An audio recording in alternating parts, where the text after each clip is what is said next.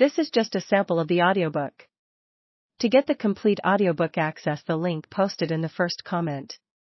The working people saw it was possible that even under a free government, if it fell into the hands of other social classes, they might still continue to starve.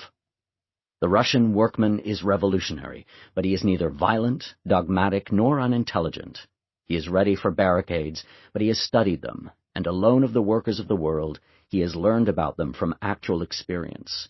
He is ready and willing to fight his oppressor, the capitalist class, to a finish. But he does not ignore the existence of other classes. He merely asks that the other classes take one side or the other in the bitter conflict that draws near.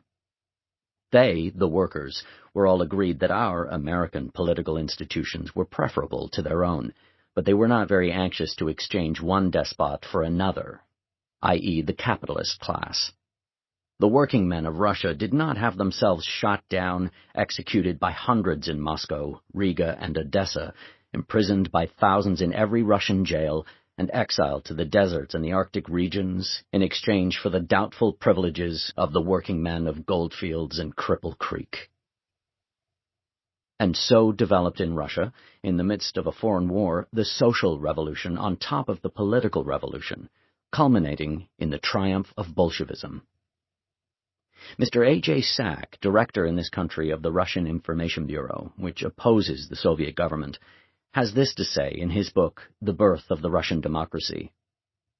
The Bolsheviks organized their own cabinet, with Nicholas Lenin as premier and Leon Trotsky, Minister of Foreign Affairs.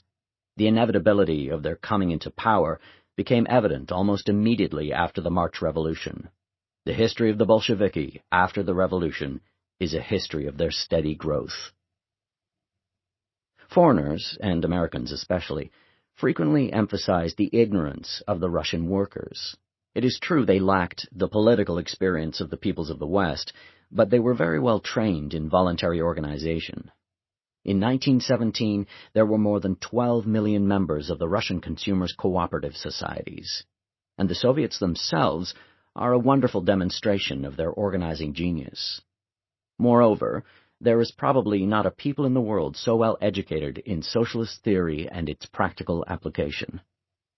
William English Walling thus characterizes them. The Russian working people are for the most part able to read and write.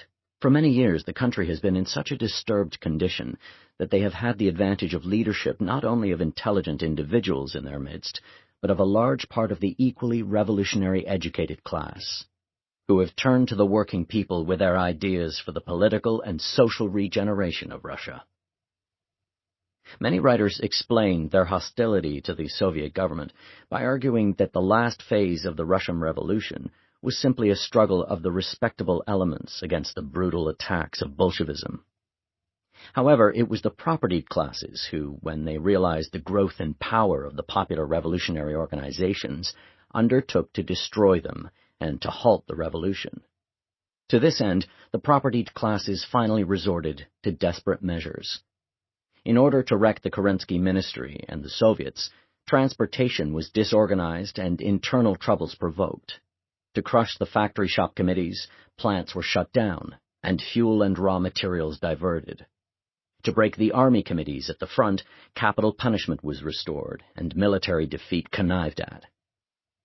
This was all excellent fuel for the Bolshevik fire.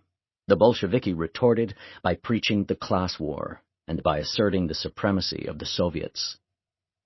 Between these two extremes, with the other factions which wholeheartedly or half-heartedly supported them, were the so-called moderate socialists, the Mensheviki and socialist revolutionaries, and several smaller parties. These groups were also attacked by the propertied classes, but their power of resistance was crippled by their theories.